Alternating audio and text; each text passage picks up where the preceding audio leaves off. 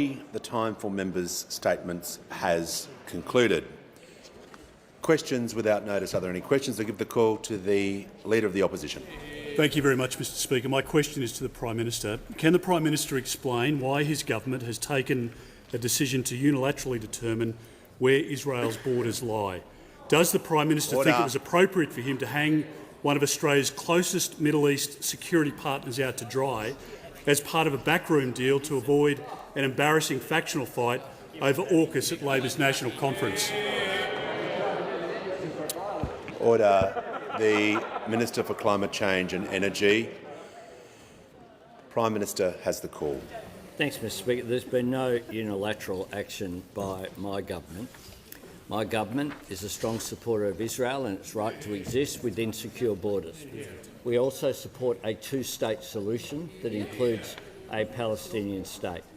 We believe that it is in the interests of both Israelis and Palestinians to have a settlement to what has been a substantial dispute in the Middle East that has had implications not just for the region but for the world. My government will continue to engage constructively on these issues, and my government has the same position as the Conservative government led by Rishi Sunak, as the European governments, as Australian governments historically have had as well. We regard a two-state solution as being essential. We think that it is in the interests of both Israelis and Palestinians for there to not be actions by either side that undermine the potential of the achievement of that two-state solution. The call to the honourable member for Gilmore. My question is to the Minister for Industry. What progress is the Albanese Labor government making in establishing the National Reconstruction Fund, and why is a new approach to support our manufacturing industry so important? Order. The member for Barker will not interject before ministers speak. The Minister for Industry and Science has the call. Thank you, Speaker, and thanks to the member for Gilmore, who is a very strong supporter and recognises how important Australian manufacturing is in our regions in providing jobs and a stronger economic future for the country. Now, earlier this year, the Parliament legislated for the National Reconstruction Fund, a $15 billion fund that is the greatest investment in manufacturing capabilities in living memory. The NRF is an investment in Australian firms, in Australian workers, using their know-how and Australian resources to be able to make things in Australia.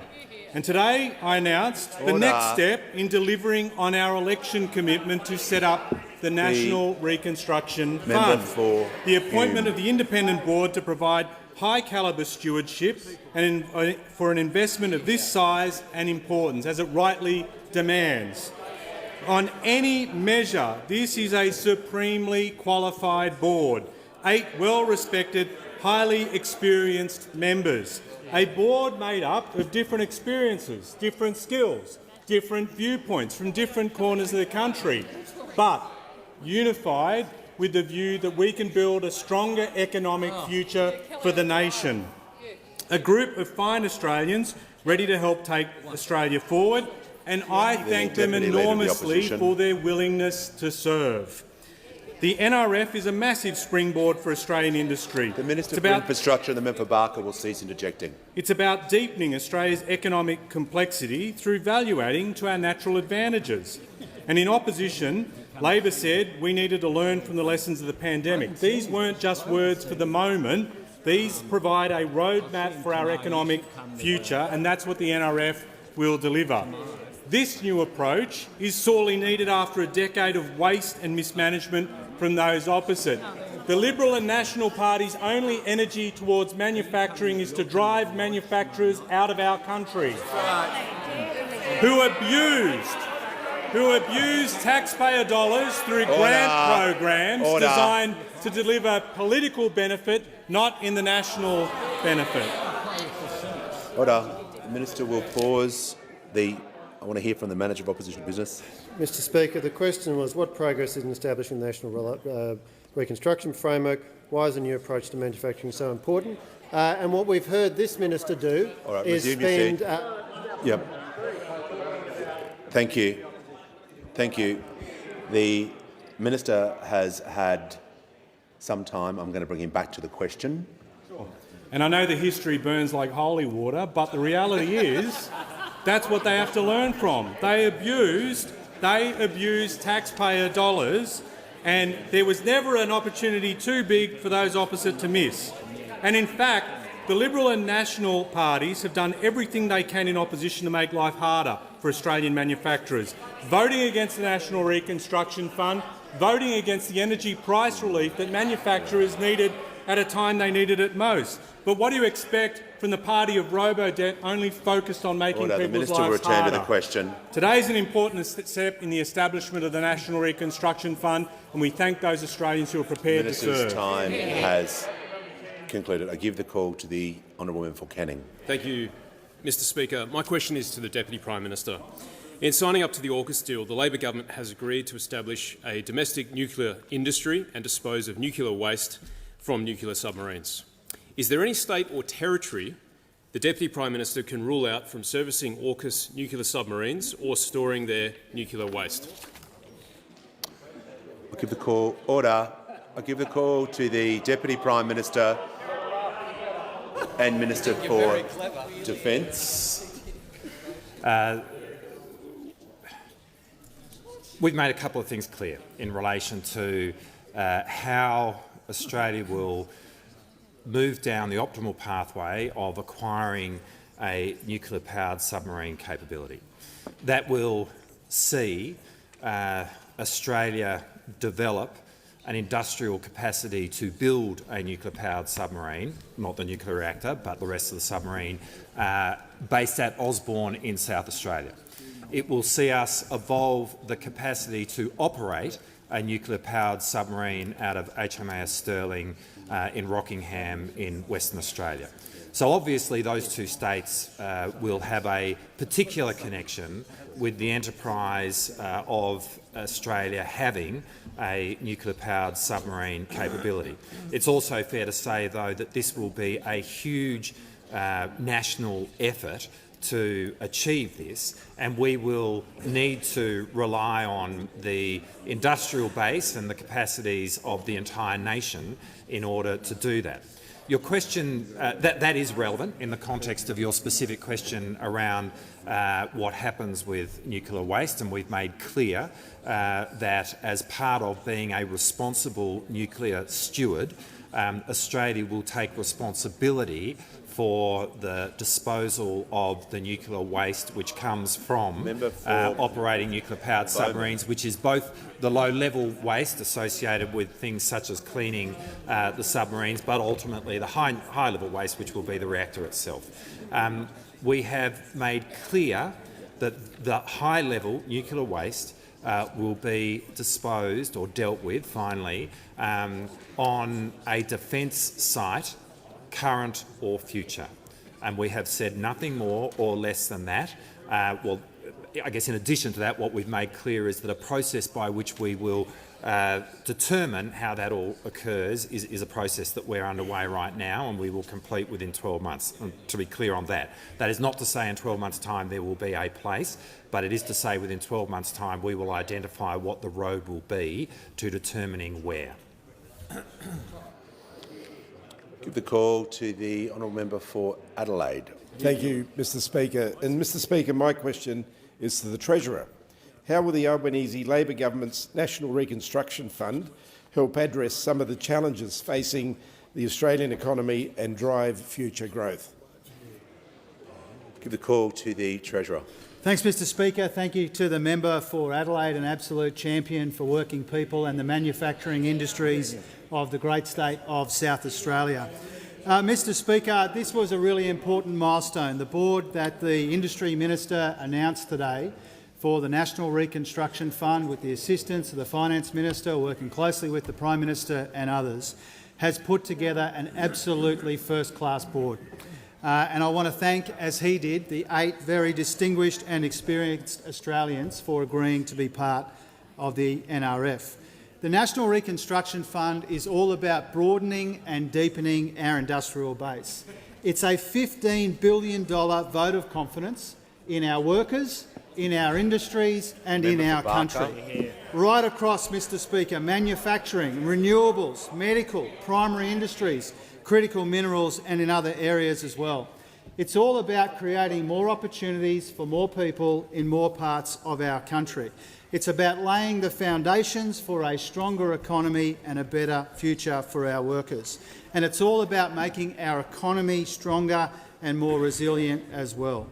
Mr Speaker, what we learned from the wasted decade, what we learned from the pandemic and what we are still learning from the war in Ukraine is that our supply chains are not resilient enough, they're not reliable enough, they're not robust enough. And because of that, we are more vulnerable than we should be to the sorts of global economic shocks that we are going through. The member for Barker and the member for Deakin have been continually interjecting, and we're 10 minutes into question time. We're doing things differently today. You're warned. If you interject again for the remainder of question time, you will leave question time. Treasurer, in continuation. Thanks, Mr Speaker. The weakness in our supply chains has made us more vulnerable than we should be.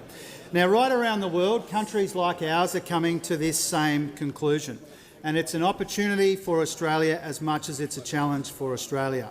In a global economy that puts a premium on what's reliable and high quality, we have advantages, and the National Reconstruction Fund will help us leverage those advantages and make the most of this moment.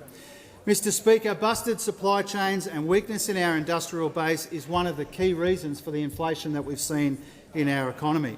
So investing in the supply side of the economy is a key part of our plan to address cost of living pressures. In addition to the cost of living relief that we're rolling out and getting the budget in much better nick than we inherited from those opposite, investing in the supply side is really important. Now, Mr Speaker, it's disappointing but not especially surprising to see those opposite try to block this investment in Australian industry.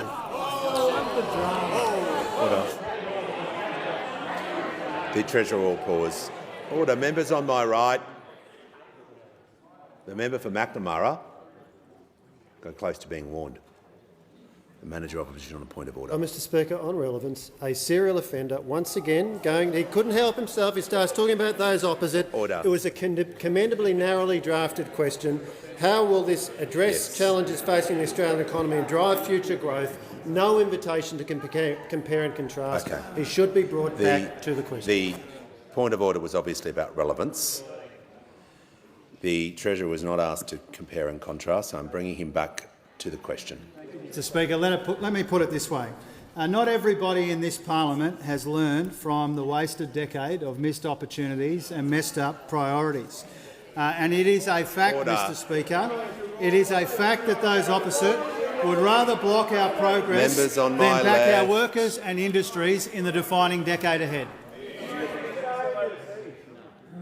Give a call to the honourable member for Indi. Thank you, Mr Speaker. My question is to the Attorney-General. Today, the South Australian Court of Appeal is considering Tax Office whistleblower Richard Boyle's case. Mr Boyle faces trial and potential prison term because he is not protected by the Public Interest Disclosure Act. Why has the government failed to intervene in Mr Boyle's case, and when will you fix whistleblower protection laws, including by introducing a Whistleblower Protection Commissioner? I give the call to the Attorney-General. Thank you, Mr Speaker, and I thank the member for Indi for her question, and I know of her very long-standing concerns about the protection of whistleblowers in our country. Her question is about both the prosecution of Mr Richard Boyle and about the importance of protection for whistleblowers. The Albanese government is delivering on its commitment to strengthen protections for whistleblowers in our country. Whistleblowers who report wrongdoing, whistleblowers who report corruption, and we are delivering through very long overdue reform to the Public Interest Disclosure Act 2013, which I had the honour of bringing to this parliament when I was last Attorney-General in 2013. On the 1st of July 2023, priority amendments to the Public Interest Disclosure Act came into effect, delivering on the government's commitment to implement key recommendations of the 2016 independent review of the Public Interest Disclosure Act by Mr Philip Moss AM and some other parliamentary committee reports. And it's worth noting the complete inaction by those opposite since the Moss report in 2016. It was simply allowed to gather dust. We've acted on it. These reforms represent a significant milestone towards a best practice whistleblower protection framework. They ensured that amendments and improvements to public interest disclosure and whistleblower protection were in place when the National Anti-Corruption Commission commenced its operations on the 1st of July. A second stage of reforms will include public consultation on redrafting the Public Interest Disclosure Act to address underlying complexity of the scheme and a discussion paper on the need for additional support for public sector whistleblowers, such as a Whistleblower Protection Authority or perhaps a commissioner. The first and second stages of public sector whistleblowing reform demonstrate our government's commitment to ensuring that we have an effective framework to promote integrity in the public sector and protect public sector whistleblowers who bring wrongdoing to light. You've also mentioned the prosecution of Mr Boyle, and I'd say this: integrity and the rule of law are central to Australia's criminal justice arrangements. The Attorney-General's power to discontinue proceedings is reserved for very unusual and exceptional circumstances, and it does require careful consideration before that power is exercised. Mr Boyle's proceedings remain ongoing, as the member for Indi indicated in her question. It would be inappropriate to comment further. Before I call the member for Hunter, I'm pleased to inform the House that present in the gallery today is Her Excellency Ms Tian Ning, the Vice-Chair of the Standing Committee of the National People's Congress of the People's Republic of China, and accompanying delegation. On behalf of the House, I extend a warm welcome to you all. I give the call to the honourable member for Hunter. Thank you, Mr Speaker. My question is to the Prime Minister.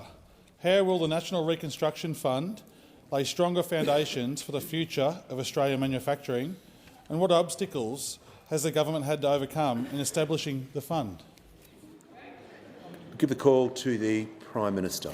I thank the member for Hunter for his question, and indeed I thank him also for hosting us in Muswellbrook, which was an example there at the Centre for Innovation, right in the centre of town, of exactly what the opportunities are for new jobs and new industries in the Hunter, building on the success that the Hunter has had as a region driving our economy. It can continue to drive our economy into the future. And the National Reconstruction Fund is all about seizing the opportunities that are there. During the global pandemic, we were reminded of the problems that can arise with global supply chains and the need for us to be more self-reliant and more resilient, the need for us to make more things here, the need for us to have a manufacturing industry here, the need for us to have a future made in Australia right here is absolutely critical. Australian workers using Australian know-how and innovation and smarts and Australian resources to make more products here in Australia. Now, the independent board that's been announced today is an outstanding team, and I want to thank the Minister in this chamber, the Industry Minister and the Finance Minister, for the work that they have done to come up with such an outstanding team, chaired by Martijn Wilder, decades of experience in sustainable finance, one of the founding directors of the Clean Energy Finance Corporation that's been so successful, the chair of the board of ARENA, the Australian Renewable Energy Agency, and someone with an incredible background. The other people from industry, and indeed Kelly O'Dwyer with the experience that she has in this chamber as a former Assistant Treasurer as well.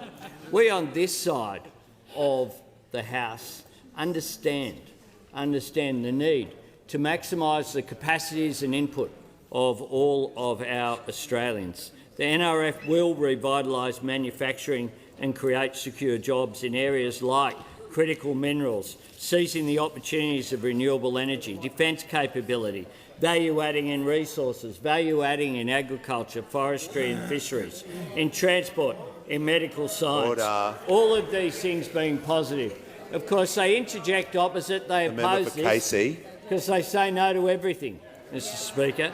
They're addicted to just saying no.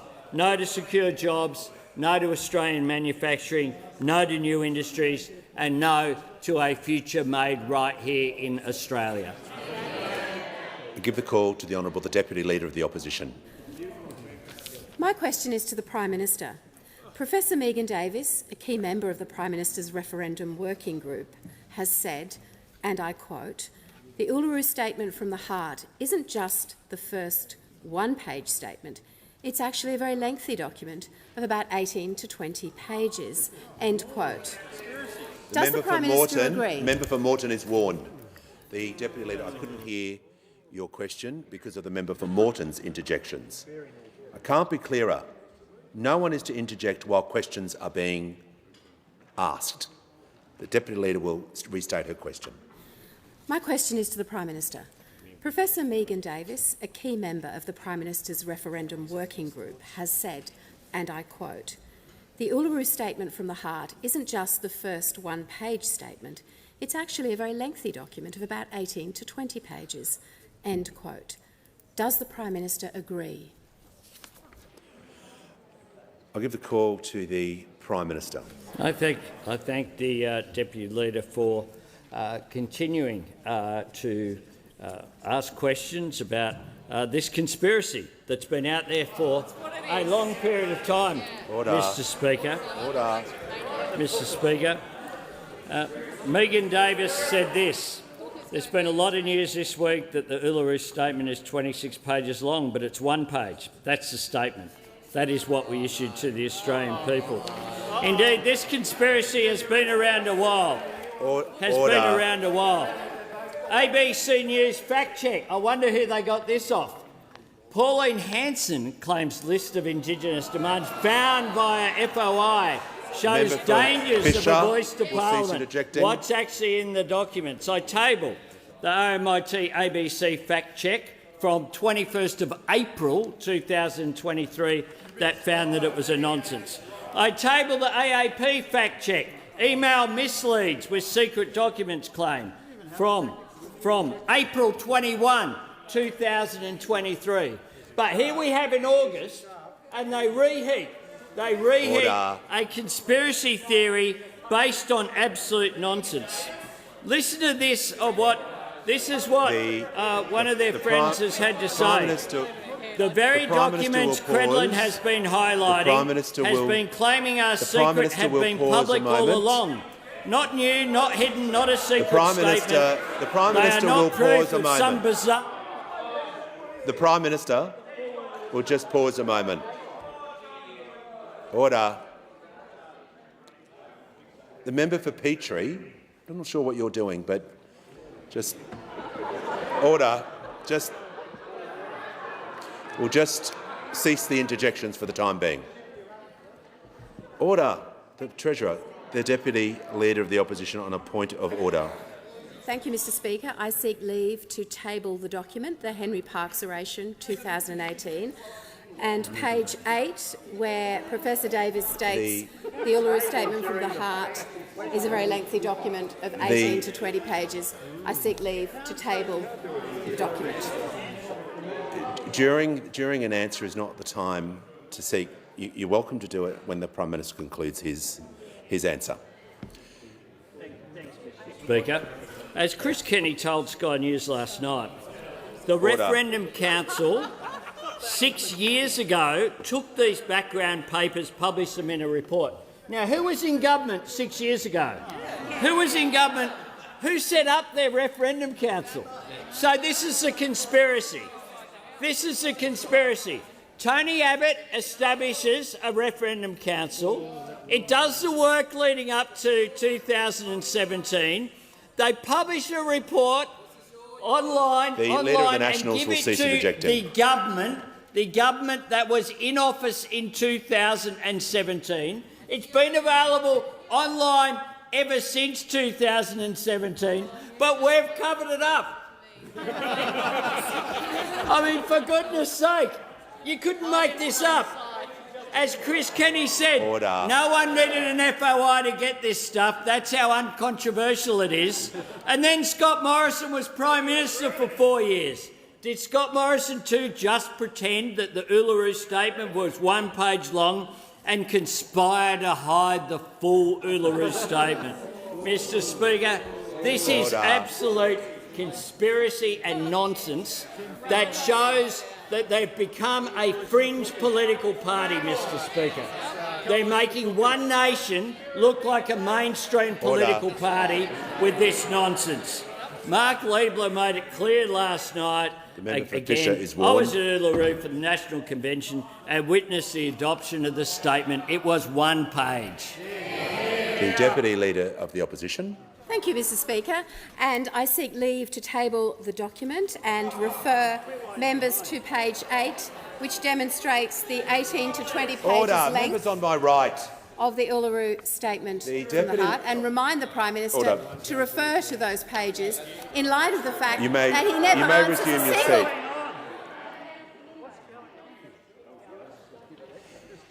The Deputy Leader just needs to ask to seek to table the document, which she's done. She's entitled to do that. The member for Moreton will leave the chamber under 94A. Order. The Leader of the House. Mr Speaker, the document's been on the internet for 6 years. Leave's not granted. I give the call to the honourable member for Hasluck. Thank you, Speaker. My question is to the Minister for Resources. How will the National Reconstruction Fund create jobs in the critical mineral sector? Give the call to the Minister for Resources and the Minister for Northern Australia. Thank you, Mr Speaker, and I thank the member for Hasluck for her question. Acknowledge her. She represents the Swan Valley and did an astounding job at the wonderful and very successful showcase at WA last night in this parliament. Mr Speaker, as you'll be aware, and as many people here would be aware, thousands and millions of years of geological activity has made Australia an offer we cannot refuse.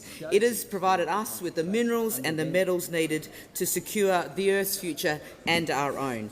Our critical minerals are essential for net zero technology, including electric vehicles, wind turbines, battery storage and, of course, everyday products that we use all the time, including mobile devices and laptops and other things. And as I have said before, the road to net zero runs through the Australian resources sector.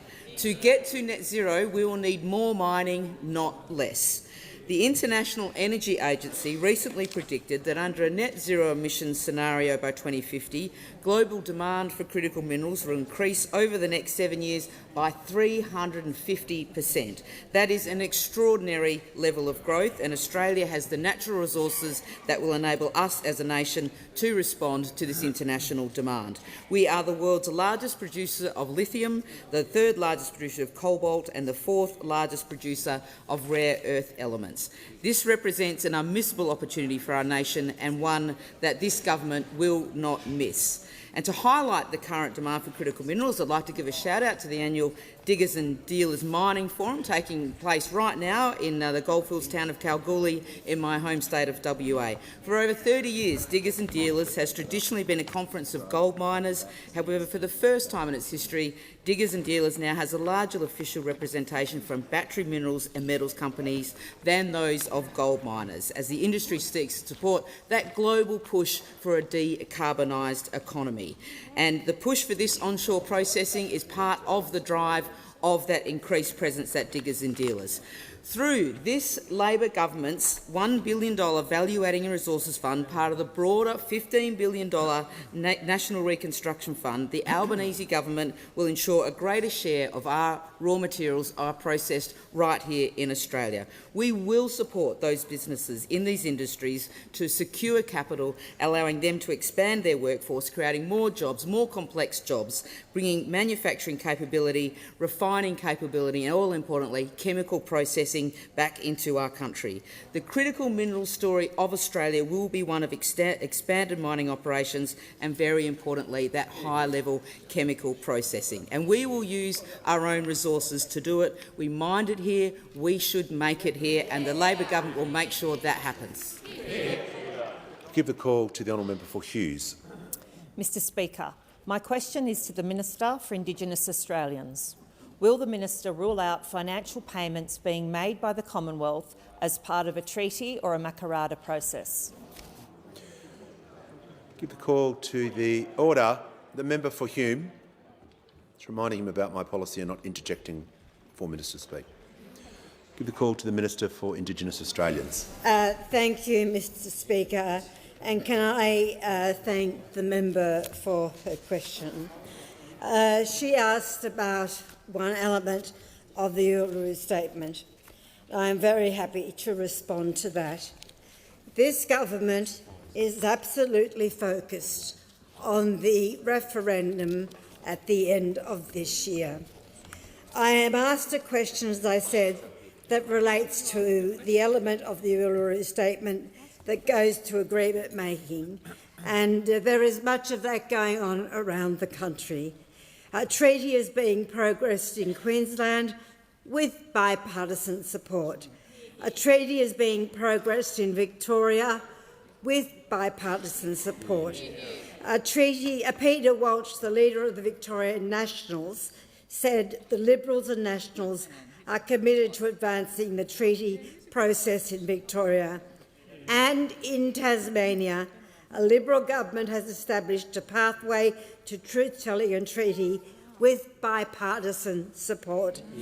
Jeremy Rockcliffe, the Liberal Premier of Tasmania, said, "We are committed to progressing truth-telling and treaty in true partnership with the Tasmanian Aboriginal people.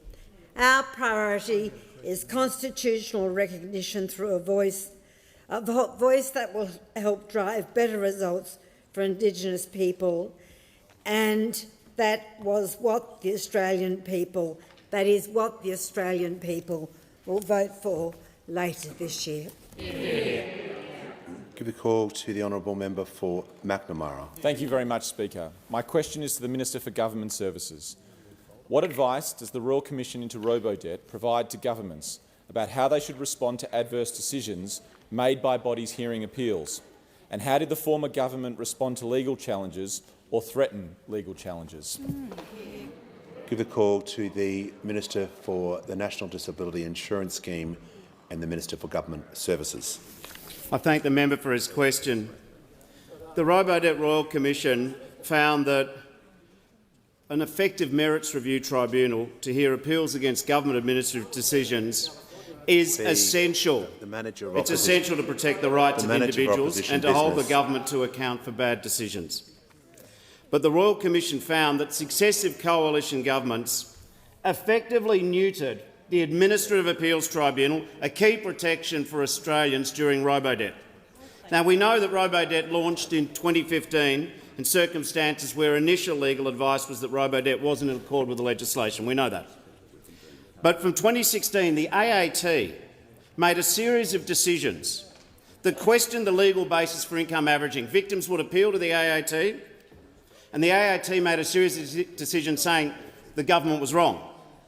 But coalition governments at that point had the choice to appeal the decision because the AAT had got it wrong, or to change their policy. But they took a third strategy. They just pretended the decisions weren't happening. Subsequently, on the 8th of March 2017, Professor Terry Carney handed down the first and a series of 5 explosive decisions, giving reasons for concluding that Robodebt was unlawful. 2017. And again, what did the government do? Nothing. Just nothing. It just didn't happen.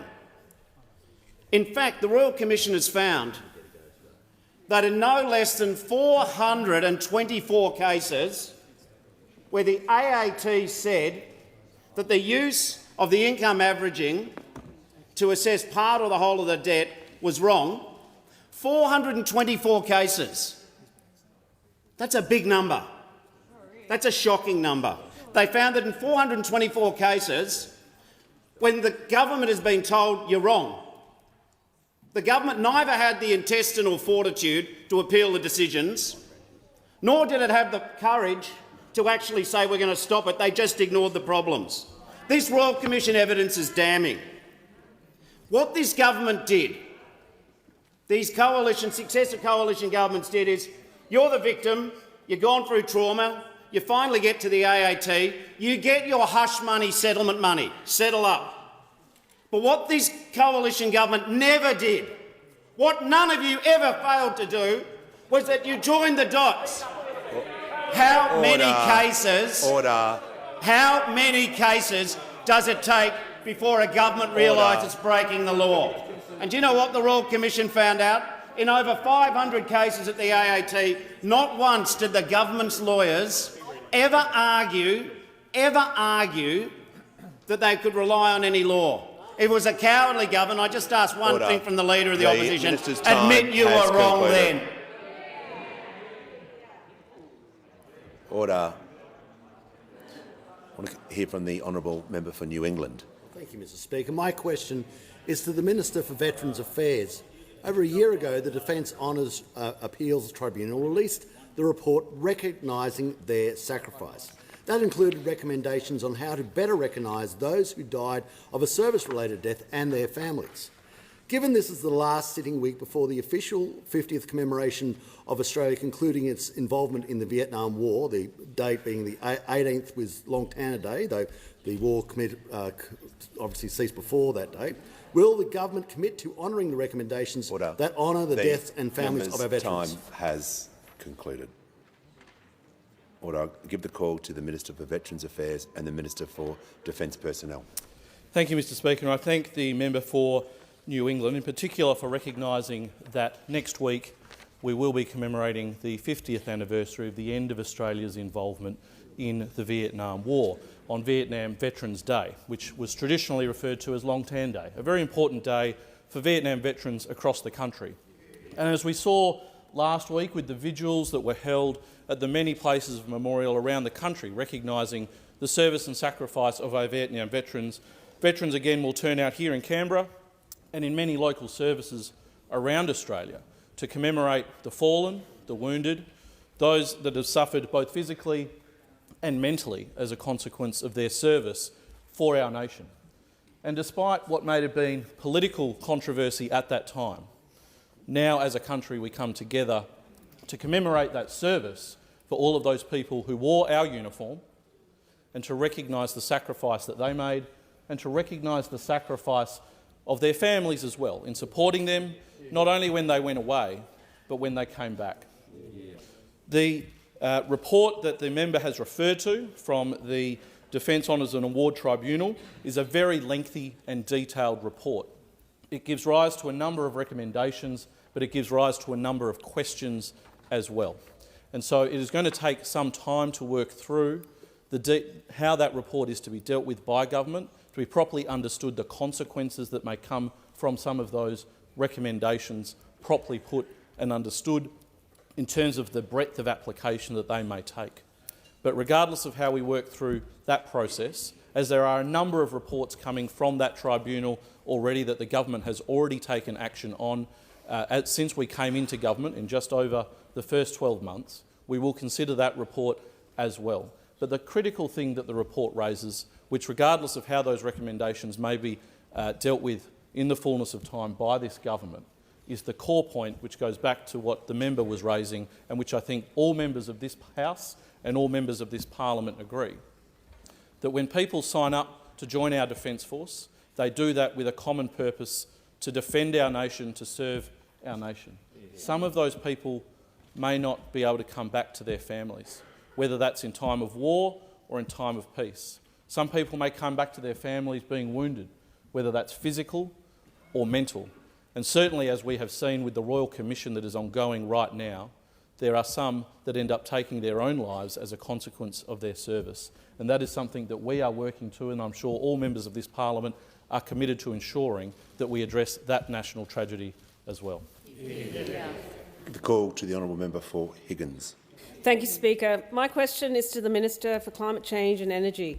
How is the Albanese Labor government investing in cleaner and cheaper energy, and why is this important? How does this contrast to the other energy policies? Call to the Minister. Give the call to the Minister for Energy and Climate Change. Thanks very much, Mr Speaker. I thank the honourable member for Higgins for her question and her climate leadership in this building, which should be acknowledged. And, Mr Speaker, the Albanese government's investing in cheaper and cleaner energy through the Climate Change Act, through the Capacity Investment Mechanism, which those opposite promised and could never deliver, through rewiring the nation, and importantly, investing in the renewable energy supply chain through the National Reconstruction Fund. And I want to congratulate the Industry Minister on his announcement today of a very strong board for the National Reconstruction Fund, led by Martine Walder and excluded renewable energy, a board which will play a very important role in Australia's renewable energy transformation. And I'm pleased to report to the member for Higgins and to the House that the latest figures show AEMO connection approvals for last financial year up substantially for renewable energy, 6 gigawatts, up 2 full gigawatts in 12 months, and 7 gigawatts in total. So the vast majority of the new energy being renewable energy, and a big increase in AEMO connection approvals over the last financial year, Mr Speaker. I'm asked by the honourable member about other policies. And there is a bit to talk about here too, Mr Speaker, in relation to the honourable member's question. We saw on the front page of the Australian today a big announcement from the opposition coalition set to go nuclear on energy, Mr Speaker. And we read that nuclear energy is going to be a centrepiece, Mr Speaker, of the coalition's 2025 energy policy. Now, we look forward to this centrepiece. For New England will we look cease forward interjecting. to the costings and to the locations of the nuclear power stations when the honourable Shadow Minister releases them. But I've got to say I've been a bit confused, Mr Speaker, about why a party claiming to be economically rational would propose the most expensive form of energy as a way to reduce prices, Mr Speaker. Order. They say they want to reduce prices, and there's been another update. I've got to tell the House, I was listening to one of my favourite podcasts on the weekend, Sundays with Stoker, Mr Speaker. former minister, she runs it. You can't think of a Sunday without Sunday with Stoker. The honourable member for Fairfax was on, and he said, if you look at Canada, even today, they have even between 50 and 60% of their grid is nuclear. They pay half the energy prices of Australia. And I had to pause and rewind and listen again, because I thought, actually, I know that 50 to 60% of Canada's power comes from renewable hydro energy, Mr Speaker. Hydro energy. Less than 15 comes from nuclear. As Electricity Canada said, Canada's access to renewable natural resources allows for some of the lowest residential electricity prices in the world. So, Mr Speaker, I table the honourable member for Fairfax's transcript, and I table the report from Electricity Canada showing their renewable prices lead to some of the cheapest prices in the world. The member for Hume will cease interjecting. The member for Fairfax will not use props during question time. I give the call to the honourable member for Goldstein. To the Minister for Social Services. 42 Australian women have been killed this year, mostly by men. 3 have been killed in the past 5 days. Most are alleged to have been killed by a current or former partner. In Goldstein, 50% of the police caseload is family and domestic violence. It's been 10 months since the release of the National Plan. When will we see the action plans? And how is the Commonwealth going to work with the states and territories to meet measurable targets to urgently address this national crisis? I give the call to the Minister for Social Services. Well, thank you, Speaker, and I'd like to thank the member for Goldstein for that question and appreciate the way that her commitment and also the way she's worked to raise the voices of women and children fleeing domestic violence. Of course, the safety of women and children experiencing domestic and family violence is a national priority for our government. Family and domestic and sexual violence destroys lives. And of course, one life lost is one life too many, and it must end. And that is why the Albanese government has made ending family and domestic violence a key priority since coming to government. And of course, we delivered the national plan with states and territories to end violence against women and children in one generation. But we've also been working very hard in collaboration with states and territories in the development of our action plans. At a meeting of women and women's safety ministers just recently, all state and territory and Commonwealth ministers renewed our commitment to ending violence against women and children. At this meeting, all ministers affirmed the importance of the final endorsement of the action plans which support our national plan.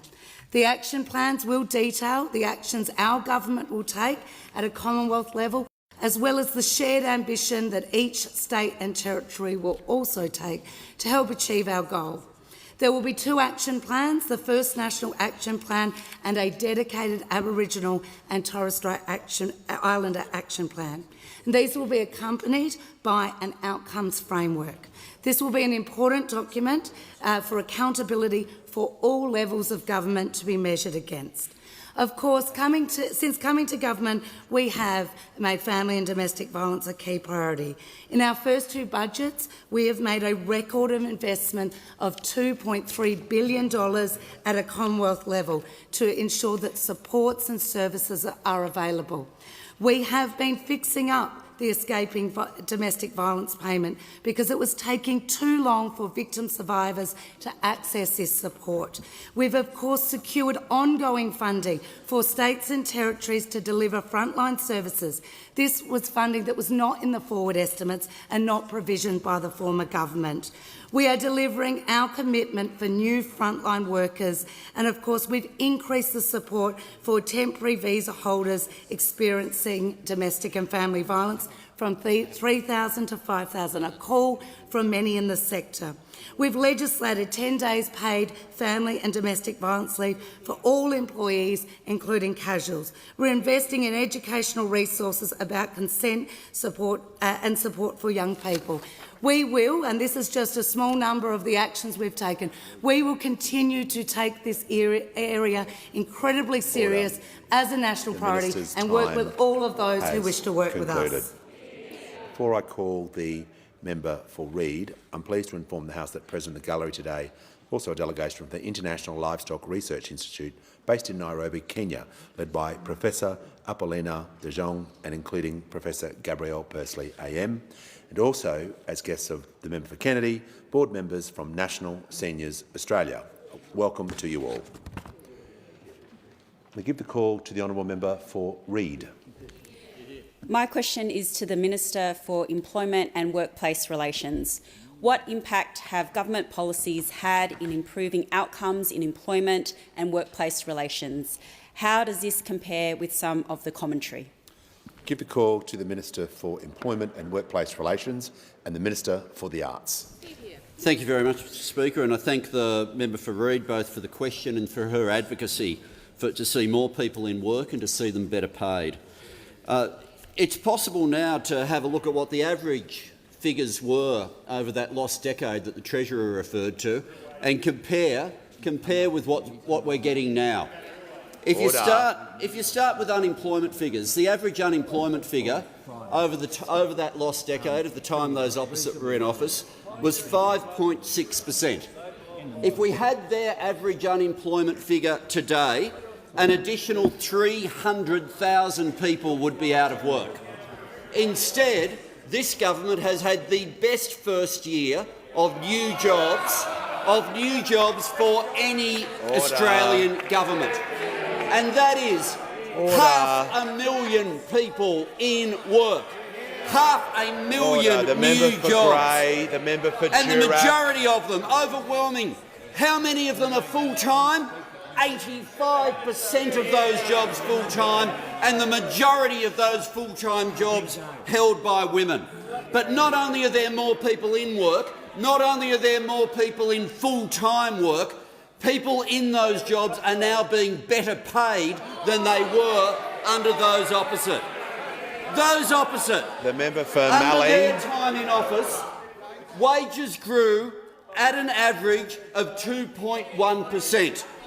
2.1% was the average growth in wages. Order. If you applied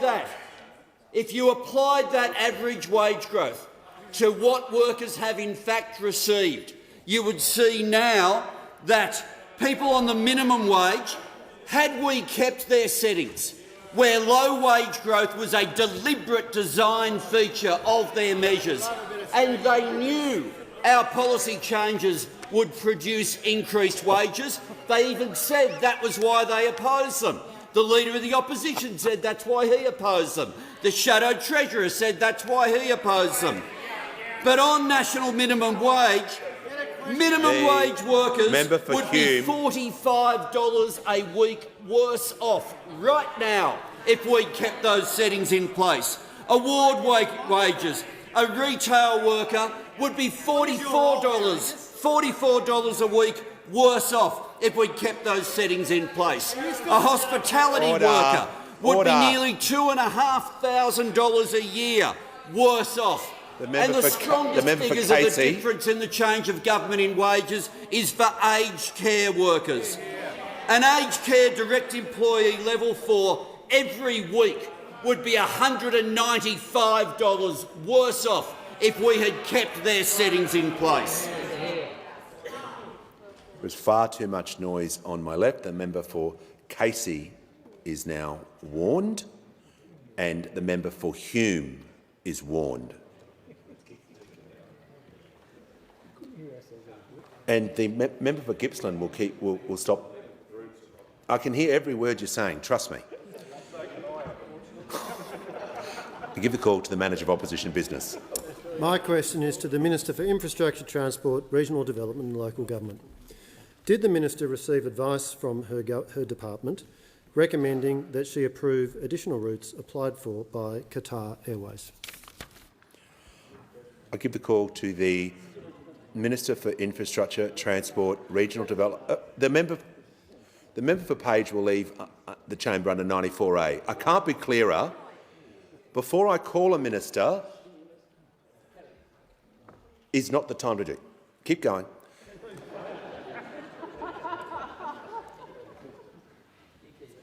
Everyone's clear on that? Good. The Minister for Infrastructure, Transport, Regional Development and Local Government has the call. Thank you very much, Mr Speaker, and can I thank the former member for infrastructure for the question. He would well know that these are bilateral agreements that are made between governments.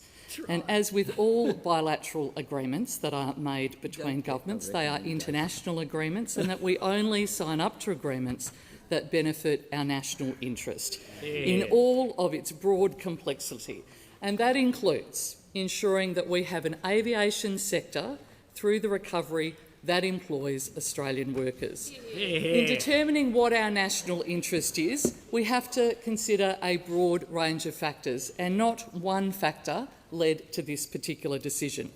The government has determined that agreeing to the Qatar Civil Aviation Authority request for additional services is not in our national interest, and we will always consider the need to ensure that there are long-term, well-paid, secure jobs by Australians in the aviation sector when we are making this decision. And I am pretty sure that the minister, when he was in that position, had exactly the same view when faced with the same question. Give the call to the honourable member for Dunkley. Thank you, Speaker. My question is to the Minister for Government Services. What new information has been brought to the attention of government in relation to deficient procurements identified by the Watt Review and by other reviews of government services procurement? Give the call to the Minister for the Disability Insurance Scheme and the Minister for Government Services. Thank you. Members will recall that on November the 24th last year, I updated the House on disturbing reports in the Age Sydney Morning Herald about how the former member for Fadden, Stuart Robert, used his status as a federal MP to assist undeclared Canberra lobbying firm Synergy 360 sign up corporate clients. The allegation was essentially that Synergy's 360 business model is that Mr Robert was their sort of ace in the hole and could open doors for them. Following these revelations, 2 agency heads initiated the Watt review of procurement practices led by eminent former public servant Dr Watt. One procurement reviewed as part of the Watt review was a massive multi-million-dollar contract awarded to software giant Infosys. That was to upgrade the welfare payment software. It was called the Entitlement Calculation Engine. Also, what has emerged is that Infosys, who got this big contract, had a commercial relationship with Synergy 360.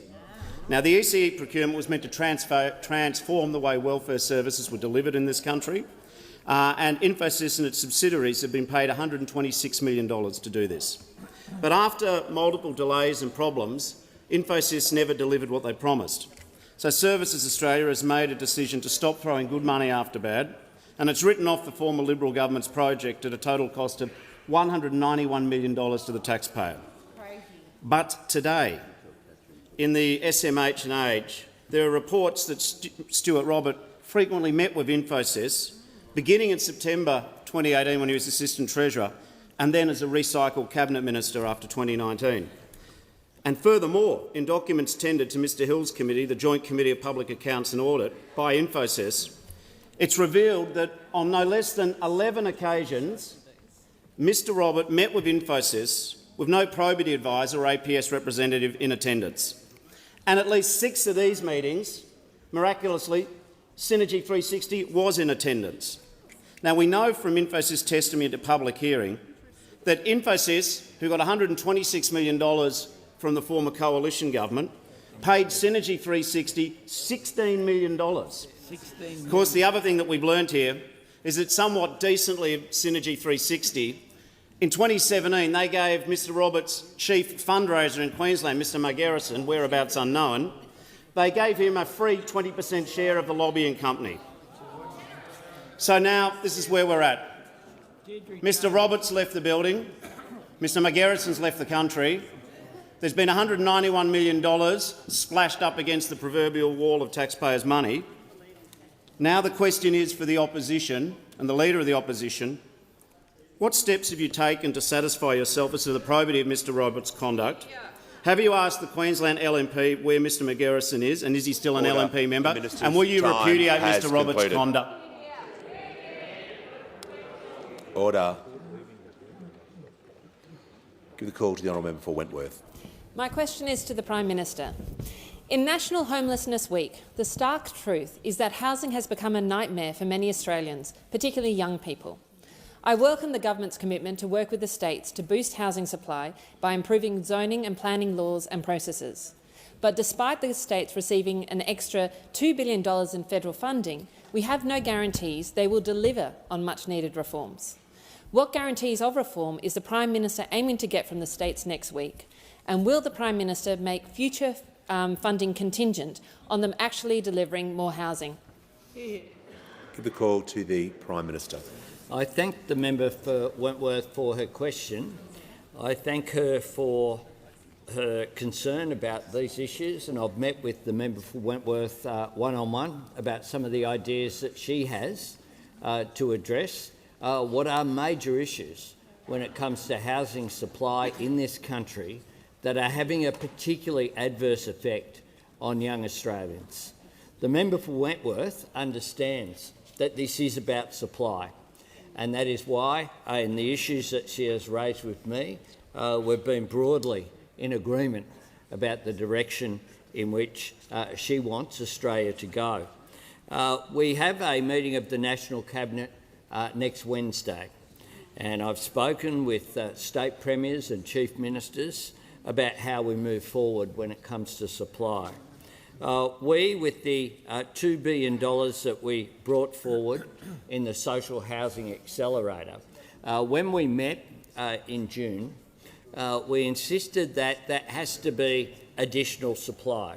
So it can be new social housing completely, or it can be indeed some social housing that's been left derelict and isn't currently occupied to add to supply as well.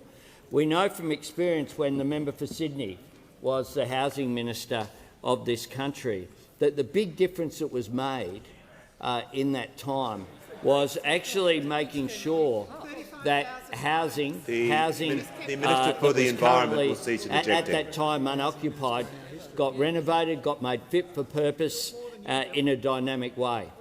And certainly our housing policy has that as agreed. The other thing, though, that we'll be discussing next week is how we achieve the National Housing Accord. And what we want to do is to put in place the Prime Minister will measures. pause. The Minister for Environment is warned, will cease interjecting, but the member for Barker will leave the chamber under 94A. If you receive a warning and you interject after the warning, you'll leave the chamber. The Prime Minister has the call. Thanks, Mr Speaker. The National Housing Accord is really critical, and we want to make sure that all states and territories have plans to get there. Now, that's about land release, it's about zoning, it's about density, particularly around appropriate public transport routes, and it is about making sure that we increase supply, because that is what will make the big difference. And I must say that First Ministers have been very positive and constructive about this, and I'm confident that next week we will have some really good results and outcomes that will lead to what the member for Wentworth wants to see, which is real change, making a real difference out there. The other thing that First Ministers all emphasised to me is the need to pass the Housing Australia Future Fund, because that's an important component. It's just one, but it's an important component when it comes to increasing housing supply. Give a call to the honourable member for Bendigo. Thank you, Speaker. My question is to the Minister for Infrastructure, Transport, Regional Development and Local Government. How is the Albanese Labor government delivering for regional Australia, and why was a different approach needed? I give the call to the Minister for Infrastructure, Transport, Regional Development and Local Government. Thank you very much, Mr Speaker. And can I thank the member for Bendigo for her question. As someone who holds the sister seat of two great cities in our great state of Victoria, I know how passionate she is about the regions. I always say Ballarat's just a little bit better than Bendigo, but we love Bendigo as well, well and truly. Now, of course, the Albanese government is getting on with the job of delivering for our regions. We look forward to the opportunity to talk more about this at the News Corp Bush summits that are happening across the country. I know the Prime Minister will be at the one in Tamworth. I know that the other Minister King will be in Perth. We've got other ministers going to those Bush summits, and it's good to see. I know that other members will be engaging with that. They're great opportunities across from Wodonga, Hobart, Perth, Rockhampton and Port Lincoln, I think. But we've got a really good story to tell at all of those. A new approach to regional development is being forged by this government. And despite what those opposite keep continually saying, the reality is those opposite could not have cared less about regional Australia and about developing a fair and equitable approach to all of our regions, not just to some of our regions. Many of those I meet in regional Australia tell me that they were fed up with the mess that was left by the previous government when it came to funding, particularly of grants programs. From those things like that we've had to clean up, like the community development grants, a grants program where no community organisations could actually apply, while those opposite kept topping it up as a slush fund for their own preferred commitments. The Building Better Regions Fund, which the Audit Office found favoured National Party electorates, and decisions were made on rules that applicants didn't know about. Our approach is different. We're investing all the way across. Every single one of the ministers on this front bench has responsibility for regional Australia, whether it comes to regional health, where we've got the Minister for Health investing in our regions, particularly through the bulk billing incentive, tripling that and making sure that we get bulk billing moving again in our regions, making medicines cheaper and investing in rural pharmacies. Through the education portfolio, where we're establishing new university study hubs in our regions, gaps in access to campuses and universities across our regions. Those regional study hubs are, of course, in addition to those that are already there. through our Powering the Regions Fund, investing in the transformation of our regional economies, making sure that we're ready and we're available to actually take advantage of that new economy. From telecommunications, investing in new broadband, making sure we're investing in mobile telecommunications. I was in the member for Hunter's electorate and we saw the cable being rolled out in the streets there. From the regions far and wide, we're investing in all of the regions. We're making sure that there's an equitable approach, unlike what those... Order. When the House comes to order, I'll hear from the member for Capricornia. Thank you, Mr Speaker. My question is to the Minister for Indigenous Affairs. Prominent Yes advocate Marcus Stewart has said of treaty negotiations, quote, they could take 10 to 20 years to be negotiated. Can the Minister inform the House as to how long the government expects treaty negotiations to carry on for? There are some problems with that question. The Minister's not responsible for every single statement for every single person, but the end part of the question is within order.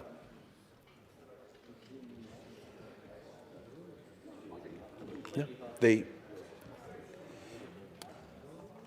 end part of the question is, obviously, the Minister can answer that how she sees fit.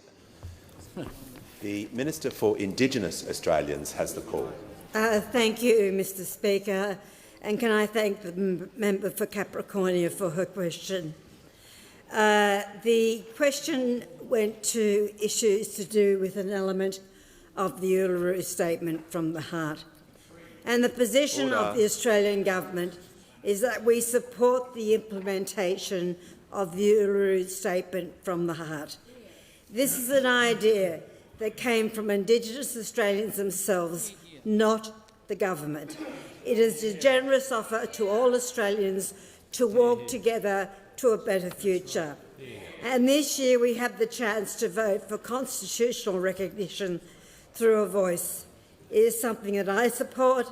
It is something the member for Barara supports, the member for Bass, the member for Clare, the member for Curtin, the member for Wentworth, and a number of Liberal premiers across the country, including the Liberal Premier from Tasmania, Jeremy Rockcliffe. It is important to understand. It is important to understand that recognition through a voice is about a better future. The call to the honourable member for Tangney. Thank you, Mr Speaker. My question is to the Minister for Education. How will the voice ensure better and fairer education for future generations? The call to the Minister for Education. Thanks, Mr Speaker, and can I thank the top-notch member for Tangney for his question. Uncle Harry Ali is 80 years old. Order. He was born in Charters Towers, and in 1966 he joined the Royal Australian Air Force, the year before the referendum. Before that referendum he wasn't counted, but he was there for Australia when it counted. He served in Malaysia, his brother served in Vietnam. He served his country for more than 23 years. A couple of months ago, Harry had a triple bypass. I saw him on the streets of Bankstown in my neck of the woods the other day handing out for the Yes campaign. I asked him why he was there. In his typical humble way, he said to me, for the next generation. 56% of Australian kids today are assessed as ready to start school, but only 34% of Indigenous kids are. 96% of 10-year-olds today are assessed as meeting the minimum literacy and numeracy standards, but only 77% of Indigenous students do. 82% of young Australians finish high school today, but only 57% of Indigenous Australians do. And almost 1 in 2 young Australian adults has a university degree today, but only 7% of young Indigenous Australians do. These are the kids who are missing out. This is the next generation that Harry's talking about. And it's not just them missing out. Education doesn't just change the life of one individual. It changes families, it changes whole communities. It ricochets from one generation to the next. Because if your parents finish school, you're more likely to finish school. You're more likely to go to TAFE or to university and earn more money and pay more tax. and your children are more likely to live better lives. That's the power of education, but it hasn't reached into every corner of this country or every home. In all the time that we have all been here, this gap hasn't closed. It's barely budged. In some cases, it's got worse, despite everything that Labor governments and coalition governments have done or have tried to do. And this should tell us that if we want things to change, then we have to do more than just change what we do. We have to change the way we do things. That's what The Voice is about. We've got nothing to fear from listening and a lot to gain. Better results, a better use of taxpayers' money, more Indigenous kids going to preschool, to primary school, to finishing high school, more young Indigenous blokes going to university than to jail. That's what this is about. It's about, as my old mate Harry says, the next generation. The next generation. And if that's not a reason to vote yes, if they are not a reason to vote yes, then I don't know what is. The call to the Prime Minister. Thanks, Mr Speaker. After no questions on the economy or cost of living from those opposite, I ask that further questions be placed on the notice paper.